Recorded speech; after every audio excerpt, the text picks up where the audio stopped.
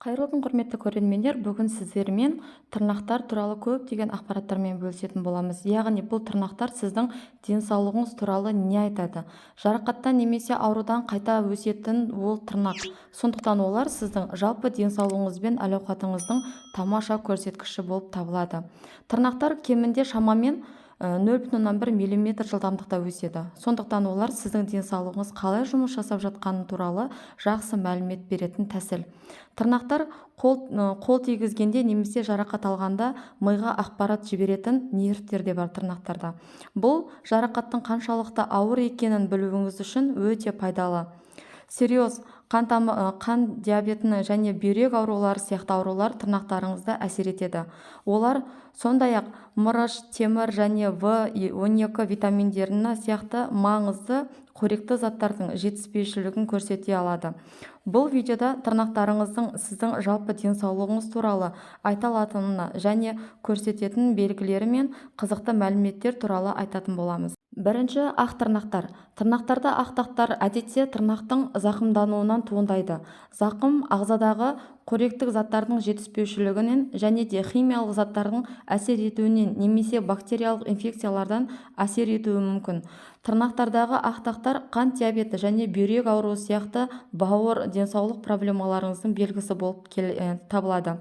Сонымен қатар құрғақ теріде тырнақтардағы ақ дақтардың пайда болуына алып келеді. Ақ дақтың себебі ағзадағы кальций тым көп болуы. Кальций күшті сүйектің құрылымы үшін өте маңызды. Бірақ та тым көп кальций сіздің денеңіздегі жиналып, жүрек пен бүйрек сияқты басқа органдарда проблемалар туындауы мүмкін. Тырнақ сияқты бұл тырнақтардағы ақ дақтардың пайда болуына әкелетін тағы бір кең таралған ауру. Қант диабетімен ауыратын немесе иммунитеті әлсіреген адамдарда жиі кездеседі. Ол тері жасушаларының қалыптан тыс өсуіне және олардың тырнақ астындағы жиналуына тудырады. Төртінші, түссізденген тырнақтар. Тырнақтардың түссізденуінің ең көп тараған себебі сынған тырнақтардан қан кету. Егер саусағыңызда немесе бас бармағыңызды байқаусызда қатты ұрып алсаңыз, қан кетуі мүмкін. Жарақатты тырнақ астындағы қан тамырлары ісініп қабынады. Айналасындағы тіндерге енетін қан оған көк немесе күлгін түс береді. Ол тырнақтың түссізденуіне әкеледі. Мұндай қан кетулер зиянсыз және емделмей-ақ өздігінен кетеді. Оған көп күтім қажет емес. Дегенмен де олардың жағдайын нашарлатпау үшін тырнақты алып тастаудан аулақ болыңыз. Дегенмен де тырнақтың түсі өзгерген сызықтардың пайда болуы әлде қайда қауіпті. Бұл қара сызықтар тері қатерлі ісігінен бір түрі болып табылады. Меланома деп айтылатын белгілері болып табылады. Түсі өзгерген тырнақ сызықтарын дәрігердің кеңесінде тексеру кезінде анықталады. Кейде үй жағдайында оларды қарау қиын, бірақ медицинада тексеру кезінде байқауға болады.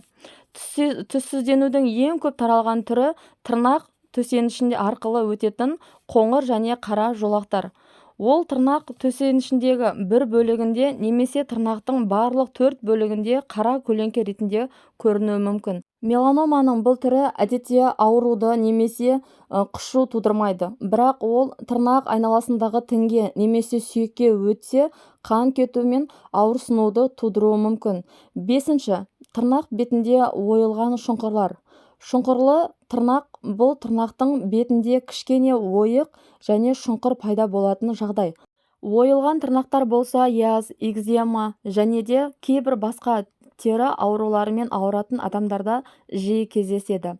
Тырнақтарыңызды жиі тістесеңіз немесе лак кетіргіштерді шамадан көп пайдаланатын болсаңыз, тырнақтарыңыз шұңқырланып қалуы мүмкін. Лак кетіргіштер сияқты химиялық заттар тырнақтарыңыздың әсер етіп, сынғыш етіп, тесіктердің пайда болуына бейім етіп береді. Егер сіз лак кетіргіштерді тым жиі қолдансаңыз, бұл тырнақтарыңыздың шеттерінің түссізденуіне әкелуі мүмкін, және бұны механикалық стресс деп те атайды. Шұңқырлы тырнақтарды емдеудің көптеген тәсілдері бар. Соның ішінде лосьондар немесе кремдер сияқты жергілікті емдеу әдістері, сондай-ақ тырнақтың нығайтуға және сыртқы түрін жақсартуға көмектесетін рецепттер бойынша Берілетін дәрілер. 6. Вертикалды бүдірлер. Вертикалды бүдірлер әртүрлі медициналық жағдайлардың белгілері болуы мүмкін. Олар кутикуланың немесе терінің зақымдануынан, сондай-ақ инфекциядан туындауы мүмкін. Белгілі бір дәрумендердің жетіспеушілігінен немесе иммуналдық ауруларға байланысты тырнақтарыңызды бүдірленуі мүмкін. Тырнақтарыңыздың бүдірленуіне ең көп тараған себебі тырнақ төсенішінің жарақаты. Егер сіз саусағыңыздың немесе тырнағыңызды қатты нәрсеге соғып, тырнақ төсенішінің астынан қан кетуін тудыратын жарақат алсаңыз, уақыт өте келе ұйыған қан өсіп келе жатқан тырнаққа араласып, қара сызық түрінде көрінеді. Мысалы, бүдірлер немесе тырнақ бетінің тегіс болмауы, ал басқа себептерінде тері мен тырнақтардың ылғалдың аздығы жатады. Құрғақ тері денеңіздің жаңа жасушаларын жасауын қиындатады. Бұл тырнақтардың тегіс емес болуына ықпал етеді. 7. Көкшіл тырнақтар. Көгілдір тырнақтардың пайда болуы бірнеше факторларға байланысты болуы мүмкін. Олардың ең жиі кездесетін саусақтағы қан айналымының нашарлығынан, бұл тырнақ төсенішінің қамтамасыз ететін қан тамырлардың гемоглобиннің деңгейінің жоғарылауына әкеледі. Осыған байланысты олар көк немесе сұр көк болып бөлінеді. Сонымен қатар, остеоартрит немесе артериялық аурулар тырнақ тісінің көгеруі мен сынғыштығына алып келеді. Сондықтан осы аурудың ықпалдылығын азайту үшін міндетті түрде дәрігерге қаралуыңыз қажет. 8. Тырнақ түстеу. Тырнақ түстеу тек қана жағымсыз эмоционалды әдет емес, сонымен қатар психикалық ауытқушылықтың белгісі болып табылады. Мазасыздықпен күйзеліске ұшыраған кезде өзіңізді тыныштандыру үшін тырнақ түстеу сияқты әрекеттерге жүгіну оңай. Кейбір адамдар тырнақтарын түстеу арқылы бір нәрсеге назарын аудара алады. Тырнақ түстеу бұл өте кең таралған проблема. Ересектердің шамамен 10% және балалардың шамамен 25% тырнақтарын тістейді екен. Тырнақты түстеу қан кетуді, тырнақтардың шамадан тыс сынуын, кейде тіпті инфекциялық ауруларды тудыруы мүмкін. Егер де сіз тырнақтарыңызды жиі тістесеңіз, бұл олардың қатты зақымдалуына алып келеді. Олар бір жола дезинфекциялық дұрыс өспейді. Одан кейін сіздің қолыңыздың тырнақтары өте сынғыш, өте әлсіз болып келеді. Жалпы тырнақты тістеу көбінесе балаларда жүреді, яғни ол тырнақтың астындағы инфекцияларды ішке жіберіп, іштегі түрлі құрт ауруларына алып келеді. Сондықтан да балаларыңызды тырнақ тістеуден аулақ ұстауларыңыз қажет. Ол үшін керекті витаминдердің барлығын рецепт бойынша қабылдауға болады. Оны әрине міндетті түрде дәрігердің көмегі арқылы жазып, сол бойынша ем қабылдасаңыздар болады. Егер де сіздерде осындай тырнақтағы зеңдердің белгілері болатын болса, міндетті түрде дәрігерге қаралып, дәрігер ұсынған рецепттер бойынша ем қабылдап жіберулеріңіз қажет. Егер де ол ет пен сүйекке өтетін болса, уже ол қауіпті шаралар пайда болуы мүмкін.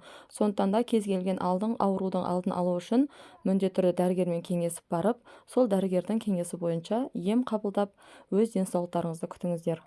Келесі белгі ол бізде тырнақтың ішке қарап, яғни етке қарап өсуі. Оның барлығы тырнақтарды дұрыс алмағандықтан болып келеді көп жағдайда. Егер де тырнақтарыңыз ішке қарап өсіп, еттерін ауыртып, кішкене қиындықтар болып жүрген болса, сән салондарына барып, сол жердегі жаңа қыз-келіншектер арқылы 2-3 рет немесе 4 рет өзіңіз алмай сол кісілерге алдыртатын болсаңыз, бір реттік қылып өсуге дағдыланатындай жағдай жасап береді. Егер де ол асқынып кететін жағдай болса, уже хирургический жағдайға жеткізуі мүмкін. Егер де ондай жағдайға жеткен кезде сіздің тырнағыңызды толығымен алып тастап, келесі тырнақтың толық дұрыс өсуін қамтамасыз етіп, солардың барлығын қарап бақылауға тура келеді. Аяқ болсын, қол болсын, тырнақтар өскен кезде мұқият алған дұрыс. Етке тақап немесе ішкі жағына түбімен алып тастауға болмайды. Тырнақтың алудың өзінің ережелері де бар. Сол бойынша қарап, бір реттік әдемілеп алған дұрыс. Құрметті көрермендер, аяғыңыздың болсын, қолыңыздың болсын тырнағын ұқыпты алып, оны жақсылап күтіп, денсаулықтарыңызды дұрыс күтіңіздер. денсаулық бірінші байлық, ауырмаңыздар. Құрметті көрермендер, беріп өткен ақпараттар сіздерге пайдалы болған болса, арнама тіркеліп, қоңыраушаны басып қойыңыздар және таныстарыңызбен, туыстарыңызбен бөлісе отырыңыздар. Келесі видеоларда бөдененің жұмыртқасы, бөдене етінің пайдасы туралы ақпараттарды беретін боламын. Сондықтан да менің арнамды жоғалтып алмас үшін комментарий бөліміне өз ойларыңызды қалдырыңыздар. Осындай жағдай сіздерде болды ма? Қандай түрмен ауырдыңыздар? Тырнақтарда қандай қатерлі белгілерді байқадыңыздар? Және де қандай ем қабылдадыңыздар? Сол туралы комментарий бөліміне өз ойларыңызды жазып кетіріңіздер. Сіздердің ойларыңыз мен үшін маңызды. Сіздермен болған Шипагер ТВ арнасы. Видеоның соңына дейін менімен болғандарыңызға рахмет. Келесі видеода кездескенше сау болыңыздар.